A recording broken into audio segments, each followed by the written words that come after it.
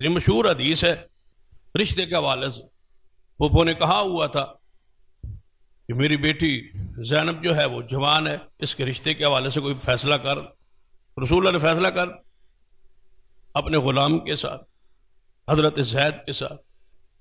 یا فیصلہ ہوا اور فیصلہ جا کے پھوپھو کو اور پھوپھو کی بیٹی کو بتلایا کہ یہ میرا فیصلہ ہے، یہ میرا حکم ہے، یہ میں نے طے کر لیا ہے. تو زینب نے کیا کہا کہ میرا ذہن نہیں مان کہ میں اونچے خاندان کی ہوں اور یہ غلام ہے، میرا ذہن نہیں مان.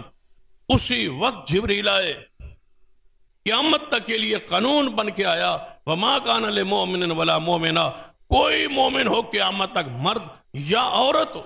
جناب منوانا تھا تو اللہ نے عورتوں کو الگ ذکر کر کے فرمایا، مومن مرد ہو یا عورت ہو، لائق ہی نہیں، اختیار ہی نہیں، اس کے لیے جائز ہی نہیں کہ جب اللہ اور اس کا رسول اذا قضى اللہ ورسولہ امرا. وہ زینب کو کیا کہا تھا کہ اے میرے محبوب زینب سے کہہ دیجئے اگر تمہارا ذہن اس رسول کے فیصلے پر مطمئن نہیں تو ہمیں تمہارا اسمان پہ امان ہی قبول.